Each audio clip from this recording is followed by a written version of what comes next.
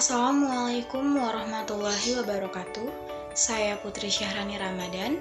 Saya akan mempresentasikan materi ekonomi publik yang berjudul Asuransi Sosial dengan dosen pembimbing Ibu Irvia Eriza. Materi pembahasan saya yang pertama, alasan perlu diberikannya asuransi sosial. Kedua, asuransi sosial berupa pengaman sosial atau PS. Ketiga, dampak PS terhadap perilaku ekonomi. Keempat, asuransi sosial berupa asuransi terhadap pengangguran. Manfaatnya, pembiayaannya, dampak terhadap pengangguran. Yang kelima, asuransi sosial berupa jaminan kesehatan. Alasan diperlukannya. Pembahasan pertama, alasan perlu diberikannya asuransi sosial. Alasannya, karena asuransi sosial dapat memberikan jaminan proteksi dasar kepada seluruh masyarakat dengan premi minimal, murah, dan terjangkau. Dengan begitu, masyarakat tetap bisa mendapatkan biaya ganti rugi jika mengalami kejadian yang tidak diharapkan seperti kecelakaan ataupun sakit. Yang kedua, asuransi sosial berupa pengaman sosial atau PS. Jaringan pengaman sosial. Asuransi jiwa dan asuransi penyakit kritis adalah asuransi yang memberikan sejumlah uang tunai. Asuransi jiwa diberikan ketika seseorang meninggal dunia kepada ahli waris dari orang yang meninggal. Sedangkan asuransi penyakit kritis ketika seseorang mengalami penyakit kritis seperti kanker, jantung, stroke, dan gagal ginjal. Asuransi jiwa dan asuransi penyakit kritis menjadi jaring pengaman sosial yang tepat bagi masyarakat. Asuransi adalah jaring pengaman sosial untuk musibah-musibah tertentu yang tidak dapat diprediksi waktu kejadiannya dan membutuhkan biaya yang besar. Orang yang memiliki asuransi secara langsung telah membantu negara dalam memaksimalkan penyediaan jaring pengaman sosial bagi warga yang tidak mampu. Jaring pengaman sosial dalam penanganan COVID-19. Pemerintah menyiapkan anggaran untuk perluasan jaring pengaman sosial bagi masyarakat.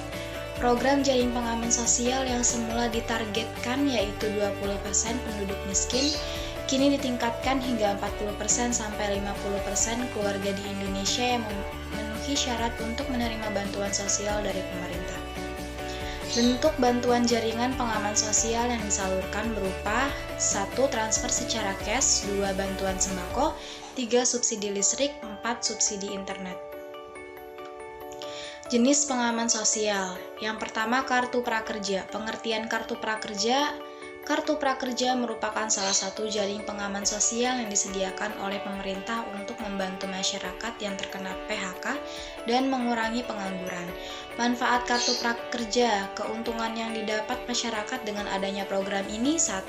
Akan mendapat kursus online dan sertifikasi yang dapat digunakan untuk melamar pekerjaan. Kedua, akan diberikan transfer tunai untuk menunjang kehidupan mereka. 2. Subsidi gaji karyawan swasta. Masyarakat yang mendapatkan subsidi ini adalah karyawan yang terdaftar pada BPJS Ketenagakerjaan dengan gaji di bawah 5 juta. 3. Bantuan langsung tunai. Bantuan ini diberikan untuk usaha mikro kecil. Bantuan ini disalurkan langsung melalui rekening penerima untuk menunjang kegiatan usaha kecil supaya tetap bisa bertahan di tengah pandemi. Menurut Menkes, cara mengatasi masalah kemiskinan dan penciptaan lapangan kerja sangat dipengaruhi oleh pertumbuhan ekonomi dan investasi. Pembenahan iklim investasi serta mengembalikan kepercayaan khususnya pada perbankan agar dapat terus memberikan dukungan pembiayaan kepada para pelaku UMKM. 3. Dampak PS terhadap perilaku ekonomi. Dampak PS terhadap perilaku ekonomi.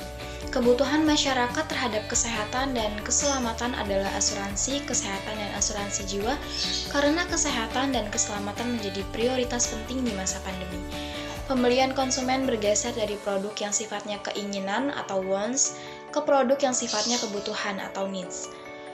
Meringankan pengeluaran yang meningkat karena berbagai kebutuhan, salah satu biaya kesehatan, kebutuhan kuota internet atau pulsa, kebutuhan sehari-hari, dan biaya listrik. 4. Asuransi sosial berupa asuransi terhadap pengangguran. Asuransi pengangguran. Bantuan sosial tersebut diberikan kepada orang yang pernah bekerja dan tidak lagi bekerja karena terkena penghentian hubungan kerja atau PHK, dan bukan karena pemecatan secara tidak hormat. Manfaat asuransi pengangguran bagi para pengangguran dan pekerja. 1.